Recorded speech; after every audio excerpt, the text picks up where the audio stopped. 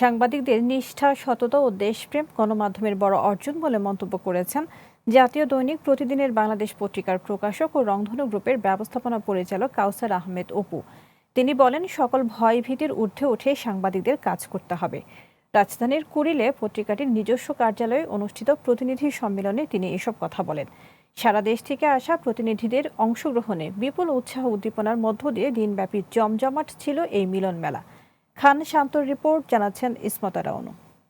আমাদের অনুষ্ঠান কিন্তু ইতিমধ্যে শুরু হয়ে গিয়েছে এবং আমরা দেশের অন্যতম জাতীয় দৈনিক প্রতিদিনের বাংলাদেশের প্রতিনিধি সম্মেলন।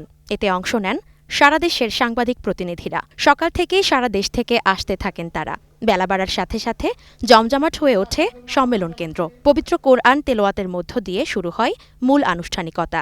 প্রতিনিধিদের সংগ্রহ করা প্রতিটি তথ্যের মাধ্যমে একটি গণমাধ্যম, একটি সংবাদপত্র প্রাণ ফিরে পায়।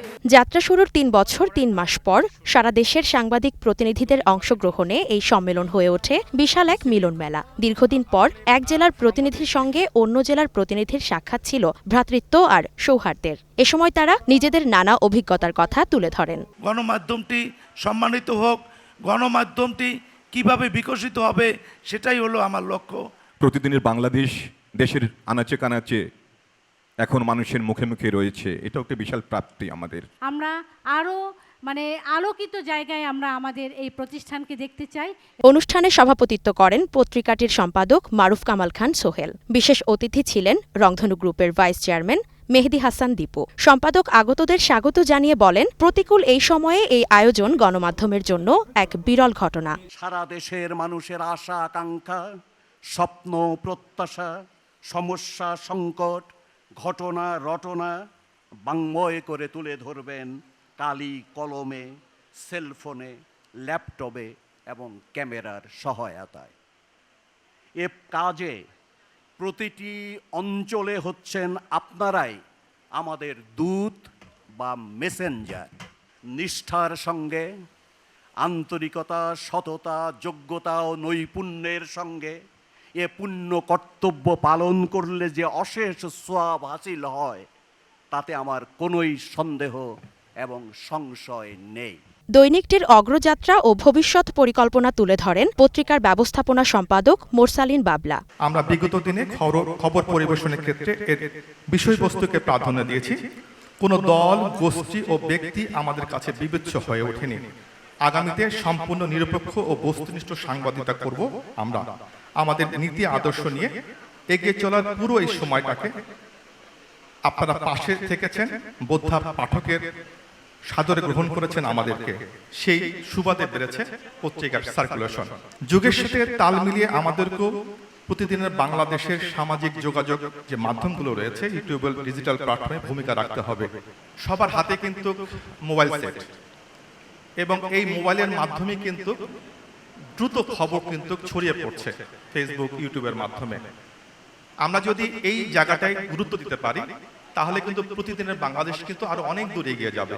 এক্ষেত্রে কিন্তু আপনাদের সহযোগিতা আমাদের একান্ত অপরিহার্য। গণমাধ্যমের এই পরিবর্তনের সময়ে সমন্বিতভাবে কাজ করার পরামর্শ দেন আগত অতিথিরা।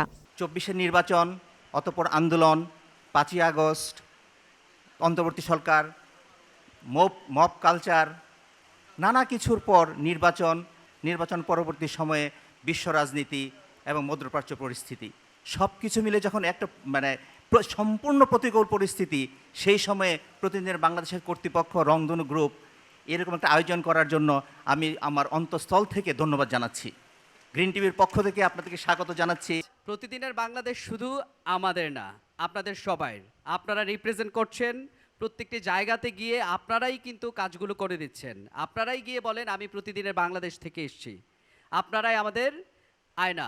প্রধান অতিথির বক্তব্যে পত্রিকার প্রকাশক ও রংধনু গ্রুপের ব্যবস্থাপনা পরিচালক কাউসার আহমেদ অপু বলেন, মাঠ পর্যায়ের প্রতিনিধিরাই একটি গণমাধ্যমের মূল শক্তি।